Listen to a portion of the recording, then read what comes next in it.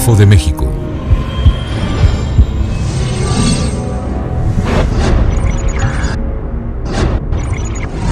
Ciudad del Carmen, Campeche.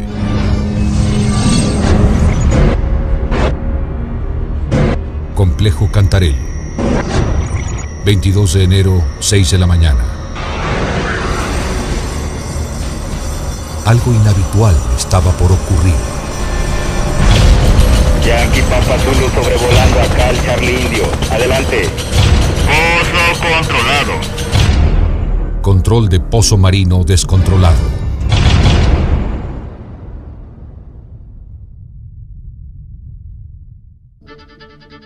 En la Subdirección de Perforación y Mantenimiento de Pozos, la seguridad del elemento humano, así como de las instalaciones y el entorno ecológico, son nuestra prioridad. El descontrol de pozos petroleros es un acontecimiento que, debido a su peligrosidad y consecuencias, forma parte de un plan integral ya establecido para buscar soluciones y controlarlos cuando estos se presentan, lo cual no siempre implica que disminuya ni en cantidad ni en magnitud. Cada trabajador en una plataforma de perforación se capacita para cumplir satisfactoriamente sus labores, adquirir los conocimientos y habilidades para prevenir y combatir los eventos que pongan en peligro su integridad y la del equipo.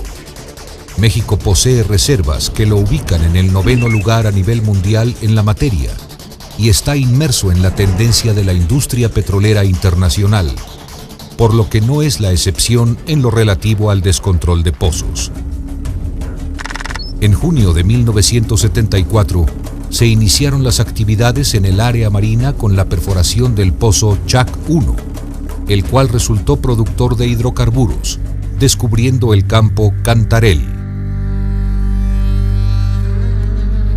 El complejo Cantarell, ubicado en la sonda de Campeche, es el yacimiento más grande del país y el más grande en explotación a nivel mundial. Al inicio del desarrollo del campo Cantarell, era suficiente perforar 10 metros del yacimiento y hacer producir los pozos con volúmenes nunca vistos en la historia petrolera de México, alcanzando a producir alrededor de 1 millón de barriles por día a un año de su desarrollo.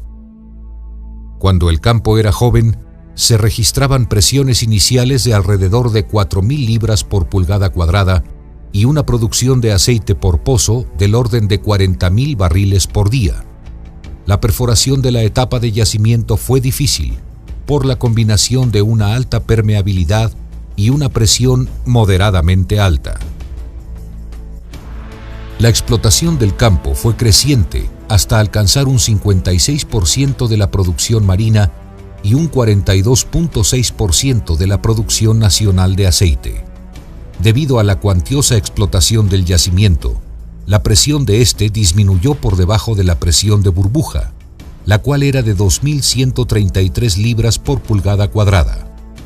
Se inició la liberación de gas en el yacimiento, lo que provocó la formación de un casquete de gas secundario, haciendo la perforación cada vez más difícil, debido a la necesidad de atravesarlo antes de alcanzar la zona productora de aceite. A 21 años de iniciada su explotación, y cuando la presión había declinado dramáticamente hasta 1.600 libras por pulgada cuadrada, el activo Cantarell desarrolló un proyecto de optimización del complejo, el cual incluía la perforación de 176 pozos productores y de 9 pozos inyectores, a través de los cuales se inyectaría nitrógeno al casquete de gas y con ello mantener la presión del campo. El proyecto contemplaba la perforación de aproximadamente 100 metros que atravesarían el yacimiento y prepararlos para la inyección de nitrógeno, siendo en la realidad una misión no fácil de ejecutar, pues contemplaba perforarlos a través del casquete de gas, cuyos registros indican una permeabilidad de 5 darcís y una concentración de 25.000 partes por millón de ácido sulfídrico. El desarrollo del proyecto de mantenimiento de presión al yacimiento tuvo adelantos con la construcción de la planta de nitrógeno, por lo que de manera estratégica la Subdirección de Perforación y Mantenimiento de Pozos optó por la perforación anticipada de 5 pozos inyectores utilizando el sistema Mud Line Suspension, y cada uno quedó con un abandono temporal hasta que fuera instalada la estructura metálica octápodo. El día 7 de noviembre de 1998, utilizando la plataforma autoelevable Usumacinta, se inició la perforación del pozo Cantarell 69 inyector, cumpliendo con el programa de tuberías de revestimiento de 20 pulgadas a 407 metros, de 13,3 a 854 metros y una tubería de revestimiento corta de 9,5 a 1,289 metros. Una vez colocada la estructura octápodo e instalado el equipo de perforación, se recuperaron los tapones y se extendieron las tuberías de revestimiento, tiebacks, del Mud Line Suspension hasta los cabezales definitivos en superficie. Posteriormente se instalaron el arreglo de preventores que incluía un preventor rotatorio, los cuales fueron probados satisfactoriamente a la presión de trabajo según los procedimientos establecidos. Posteriormente, con barrena de 8,5 pulgadas, se perforaron 136 metros dentro del casquete de gas, utilizando la técnica de perforación ciega, empleando como fluido de perforación agua de mar y baches de lodo de baja densidad, sin tener retorno a la superficie, terminando con ello la etapa de perforación. La terminación del pozo se inició con la introducción del aparejo inyector de nitrógeno de 9,5 equipado con tieback y sellos bullet, bombeando continuamente agua de mar por el espacio anular y por el interior de la tubería del aparejo. Una vez introducido el tieback en la C2 a la profundidad de 703,80 metros, se probó la hermeticidad del espacio anular satisfactoriamente. Seguidamente se procedió a levantar el aparejo para instalar la válvula de control subsuperficial de tormenta de 9,5, utilizando un bombeo continuo por el espacio anular con gasto de 440 galones por minuto. Al levantar el tercer tramo de tubería del aparejo, se observó un fuerte flujo de agua y gas causado por la suspensión del bombeo de agua por el interior del pozo debido a una falla en la bomba de lodos. De inmediato se cerró el preventor esférico y el preventor anular de 9,5. Posteriormente fueron hechos los movimientos en las válvulas del tubo vertical, standpipe, para bombear con las 2 bombas, sin responder. A las 6 de la mañana del día 22 de enero del 2000, se incendió el pozo, procediéndose a evacuar la plataforma. Alrededor de las 5:50, 6 de la mañana, me avisaron que el pozo se había descontrolado y en el acto les respondí que cerraran los preventores, pero entonces me dijeron que estaba descontrolado por el interior de la tubería de 9,5 que estábamos introduciendo. Como consecuencia de la intensidad del fuego, se dañó el cable de acero de 1 a 3/8 de pulgada, provocando la caída de la polea viajera con un peso de 12 toneladas sobre el extremo superior del aparejo inyector, dirigiendo las llamas hacia el noroeste de la plataforma. Me preocupó en el momento en que estábamos sobrevolando el que estaba llegando al punto de fusión toda la tubería que estaba estibada en el changuero y se empezaban a caer los tubos fundidos por el fuego, similar a los palillos de chinos. A las 6:30 de la mañana del mismo día, arribaron al lugar del siniestro 5 barcos contra incendio, los cuales tendieron cortinas de agua para evitar el calentamiento de la estructura y la propagación del fuego al resto de la plataforma. Vuelos Carmen, Yankee Papa Zulu sobrevolando acá al Charlie Indio. Adelante. A las 6:45 de la mañana, el personal técnico de la Gerencia de Perforación y Mantenimiento de Pozos División Marina llegó y sobrevoló la plataforma ACAL-CI para evaluar la magnitud del siniestro y analizar las alternativas de solución. Contamos con un quiero inclusive aprovechar para hacer un reconocimiento, un par de pilotos experimentados que a la hora que hicimos la inspección nos permitieron hacer vuelos laterales con una aproximación bastante grande hacia la plataforma, que nos permitió a lujo de detalle poder ver y hacer un buen diagnóstico. A bordo del barco Boa Canopus se desarrolló un programa detallado para la intervención, analizando las conexiones superficiales, definiendo la secuencia operativa, la cual quedó de la siguiente forma. 1. Utilizando líneas Chick-San de 2 pulgadas, conectarse a la válvula del cabezal de 20 por 13 3/8 de pulgada. 2.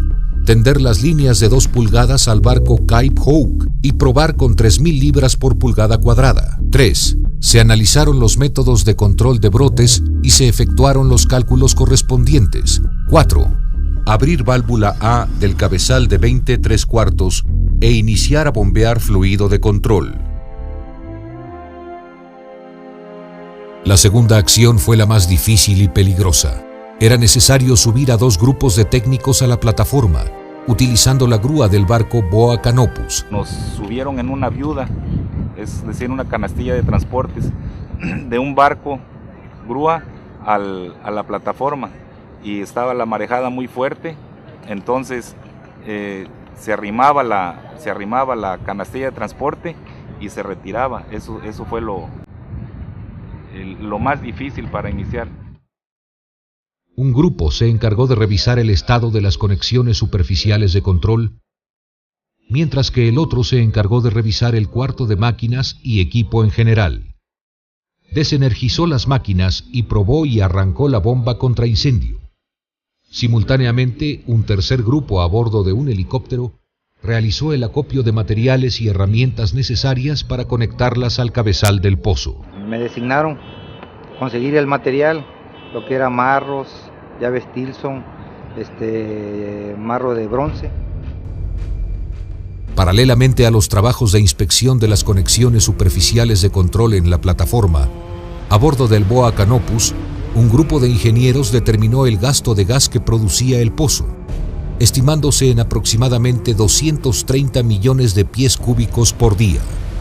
Posteriormente se analizaron diferentes métodos de control, encontrando que el dinámico era el más adecuado a las condiciones del pozo, debido a que no se tenía la posibilidad de conectarse al aparejo de inyección. Para lo anterior, se contemplaron 2 posibilidades. Primera, todo el fluido de control inyectado desde la superficie por el espacio anular se dirigía hacia la parte inferior del pozo. Para este escenario, el pozo estaría prácticamente controlado, puesto que tan solo la presión hidrostática del fluido de control, generada por una columna equivalente a la del aparejo de inyección, sería suficiente para detener el flujo de gas, ya que esta presión sería mayor a la del yacimiento. Segunda, se consideró que absolutamente todo el fluido de control inyectado sería expulsado a la superficie por el flujo de gas. Para este caso, el pozo tenía que ser controlado utilizando las pérdidas de presión por fricción y la carga hidrostática de la columna de la mezcla de gas-agua de mar generadas en el aparejo de inyección. En otras palabras, la técnica de control dinámico tendría que ser aplicada para alcanzar una presión ligeramente mayor a la profundidad del tieback que la presión del flujo de gas a esa misma distancia. Basándose en los resultados obtenidos, se decidió controlar el pozo utilizando un gasto del orden de 18 barriles por minuto, manteniendo una presión máxima de 2.000 libras por pulgada cuadrada. Posteriormente se instalaron líneas de 2 pulgadas, desde la plataforma al barco Cape Hawk, y se probaron con una presión de 3.000 libras por pulgada cuadrada. El control del pozo se inició bombeando agua de mar con un gasto de 10 barriles por minuto y una presión de 1.000 libras por pulgada cuadrada, incrementándose a 12 y luego a 15 barriles por minuto con el propósito de revisar las conexiones superficiales de control y verificar posibles fugas, ya que la acción del fuego podría haber dañado los sellos de válvulas y los empaques de los arietes. Después de comprobar que no se tenían fugas en las líneas y conexiones de control hacia el pozo, se incrementó el gasto a 18 barriles por minuto. Al bombear el volumen correspondiente al espacio anular, es decir, cuando el frente de agua alcanzó la profundidad del tieback de 680 metros, se observó una disminución en la intensidad de la flama. Al completar el doble de la capacidad del espacio anular, el flujo de gas a la superficie dejó de ser continuo, provocando que la llama se prendiera de manera intermitente, y al alcanzar 1.360 barriles acumulados, el pozo dejó de fluir totalmente, extinguiéndose el fuego. Dice que sintieron alegría y emoción cuando apagamos, que a las 5:30 exactamente, la flama disminuyó y ya se controló el pozo. Personal técnico de la Unidad de Perforación y Mantenimiento de Pozos procedió a subir a la plataforma para hacer una evaluación del estado del equipo y daños ocasionados. Hecha la evaluación, se procedió a realizar labores de limpieza en la boca del pozo. Me dieron la encomienda de habilitar todo el material necesario para asegurar la boca del pozo. Lo que hicimos fue cortarlo, habilitarlo, para después soldarlo en la cabeza. Se aseguró el aparejo en la parte superior de los preventores. Se efectuaron cortes en el mismo, manteniendo bombeo de agua por el espacio anular de 18 barriles por minuto. Finalmente, se soldaron conexiones del aparejo y se procedió a colocar un tapón de sal para aislar el casquete de gas expuesto, y se llenó el pozo con agua de mar, con lo que se obtuvo el control estático de este. Es importante mencionar que todas las actividades para llevar a cabo el control del pozo fueron ejecutadas en un tiempo de 11 horas y participaron en el evento un grupo selecto de trabajadores, técnicos e ingenieros, todos ellos coordinados por la Gerencia de Perforación y Mantenimiento de Pozos, División Marina. Posteriormente se efectuó el cambio del paquete de perforación del equipo dañado por otro similar y se llevaron a cabo exitosamente las operaciones para la recuperación del pozo hasta su terminación y prueba del árbol de válvulas instalado.